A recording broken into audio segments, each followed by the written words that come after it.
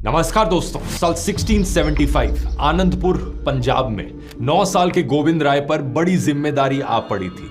उनके पिता सिखों के धर्मगुरु तेग बहादुर का कटा हुआ सिर दिल्ली से लाया गया था। इस घटना ने छोटे गोविंद राय के मन पर गहरा असर डाला। उन्होंने बचपन में ही अन्याय के खिलाफ आवाज उठाने का संकल्प लिया। ये दौर था मुगलों का। कुर्सी पर बैठे थे औरंगजेब और औरंगजेब के राज में रिलीजियस इंटॉलरेंस बढ़ रही थी। ऐसे माहौल में गुरु तेग बहादुर उन लोगों के लिए उम्मीद बने थे जो ऑपरेशन फेस कर रहे थे, लेकिन उनकी बढ़ती लोकप्रियता मुगल शासकों को पसंद नहीं आई। औरंगजेब के द्वारा उन्हें दिल्ली बुलाया जाता है और सीधा कहा जाता है, या तो इस्लाम कबूल करो या मौत को गले लगा लो। गुरु तेग बहादुर अपने धर्म के लिए जान देना चुनते हैं।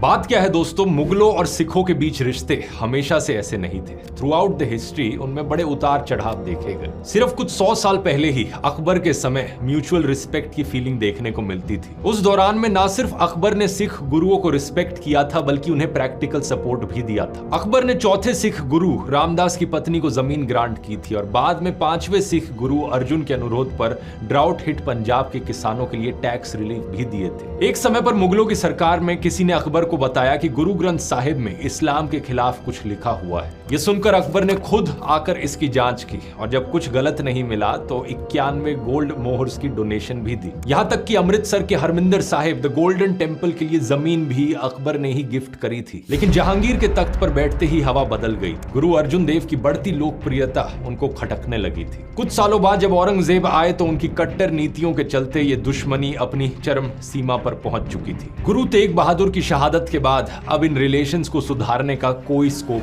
नहीं दिख रहा था। सिखों के 10वें और आखिरी ह्यूमन गुरु गुरु गोविंद सिंह इसी समय में बड़े हुए। इन्होंने महसूस किया कि शांति और प्रेम की अपनी जगह है, लेकिन जब बात सर्वाइवल की आती है तो हथियार उठाना अपने डिफेंस के लिए ड्यूटी बन जाती है। यहीं से ही जन्म होता है खालसा का। ये कहानी है दोस्तों गुरु गोविंद सिंह की। ये कहानी है सिख एम्पायर की फाउंडेशंस की और ये कहानी है एक जाबाज योद्धा बंदा सिंह बहादुर की। आइए जानते हैं इतिहास के इस दिलचस्प पन्ने को गहराई से आज के इस वीडियो में।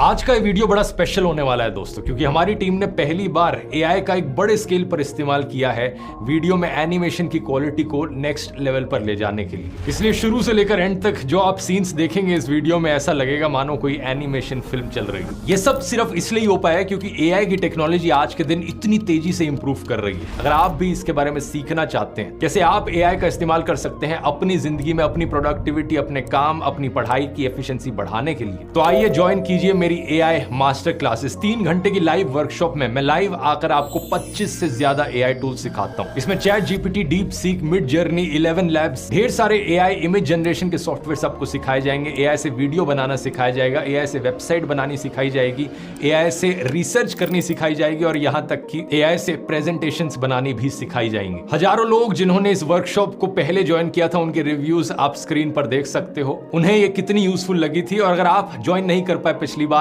अब आपके पास मौका है। सिर्फ 2 मूवी टिकटों की कॉस्ट में ये सबसे बढ़िया और सबसे फास्टेस्ट तरीका है अपने आप को एआई में अपस्किल करने का। ज्वाइन करने का लिंक नीचे डिस्क्रिप्शन में मिल जाएगा, या फिर आप इस क्यूआर कोड को भी स्कैन कर सकते हैं। जल्दी से जाकर आप ज्वाइन कर सकते हैं। और अब अपनी कहानी पर आते हैं। साल 1699 बैसाखी का दिन आनंदपुर साहिब में हजारों सिख जुटे थे। गुरु गोविंद सिंह ने 5 लोगों की मांग की।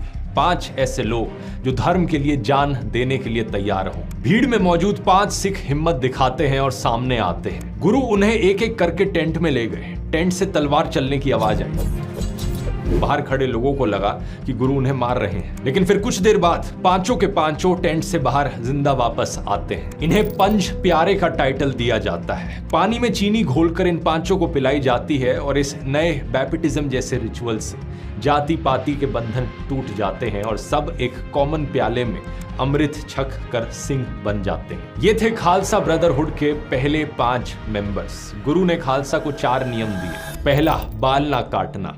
दूसरा, तंबाकू और शराब से दूर रहना। तीसरा, हलाल मांस ना खाना। और चौथा, दुश्मनों की औरतों की इज्जत करना। यहाँ पर स्पेसिफिकली मुस्लिम औरतों की इज्जत करने की बात की गई थी, क्योंकि एक ऐसा जमाना था दोस्तों, जब भी वॉर के समय एक साइड दूसरी साइड को हराती तो हारने वाली साइड की औरतों को वायलेंस का शिकार बनाया जाता। गुरु गोविंद सिंह चाहते थे कि उनके वॉरियर्स बाकी लोगों से अलग हों। उनका कहना था कि अपने ओपोनेंट्स की ब्रूटैलिटीज को मिरर मत करो। कुछ इस तरीके से सिखों की एक नई कम्युनिटी खालसा का जन्म होता है, जिन्हें एक कॉमन सरनेम दिया जाता है सिंह का। साथ ही साथ यहीं पर एक नया नारा भी दिया जाता है, वाहे गुरु का खालसा, वाहे गुरु की फतेह। लेकिन ये लोग शायद नहीं जानते थे कि इस रास्ते पर चलने का मतलब था एक बहुत भारी कीमत चुकाना। मुगल बादशाह औरंगजेब और आसपास के पहाड़ी राजा हर कोई खालसा की बढ़ती पावर से घबरा रहे थे, तो उन्होंने मिलकर आनंदपुर साहिब को घेर लिया। जब गुरु गोविंद सिंह ने किला छोड़ा तो उन्होंने पीछे से हमला कर दिया।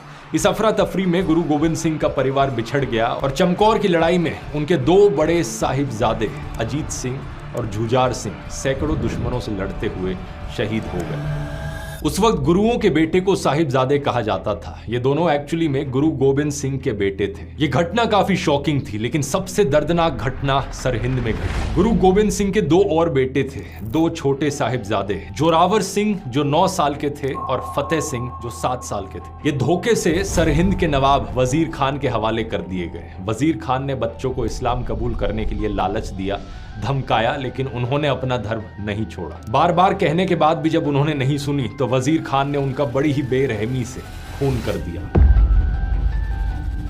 गुरु गोविंद सिंह के चारों बेटे कुछ इस तरीके से शहीद हो जाते हैं, लेकिन ऐसा नहीं था कि मुगल सल्तनत के सभी लोग इसके समर्थन में थे। छोटे साहिबजादों की हत्या का विरोध मलेर कोटला के नवाब शेर मोहम्मद खान ने किया। ये पहले खुद गुरु गोविंद सिंह के खिलाफ लड़े भी थे, लेकिन इनका कहना था कि मासूम बच्चों को सजा देना अन्याय है और इस्लामी सिद्धांतों के खिलाफ है। शेर मोहम्मद खान विरोध में दरबार से बाहर चले गए और बाद में औरंगजेब को चिट्ठी भी लिखी, जिसमें उन्होंने जोर देकर कहा कि ऐसे काम कुरान की शिक्षाओं के विरुद्ध है। इन भयानक कुर्बानियों के बावजूद गुरु गोविंद सिंह का हौसला नहीं टूटा। उन्होंने औरंगजेब को एक पत्र जफरनामा लिखा, जिसमें वजीर खान के अत्याचारों की निंदा की। इस बात का हमें हिस्टोरिकल एविडेंस मिलता है कि गुरु गोविंद सिंह का पत्र पढ़कर औरंगजेब पर कुछ असर जरूर हुआ था, क्योंकि औरंगजेब ने यहाँ पर हुक्म जारी किया कि गोविंद सिंह को आगे और परेशान ना किया जाए। और फिर गुरु ने खुद औरंगजेब से मिलने का फैसला किया और वो दमदमा से दक्षिण की ओर चल पड़े। लेकिन वो रास्ते में थे कि तभी उन्हें खबर मिलती है कि औरंगजेब का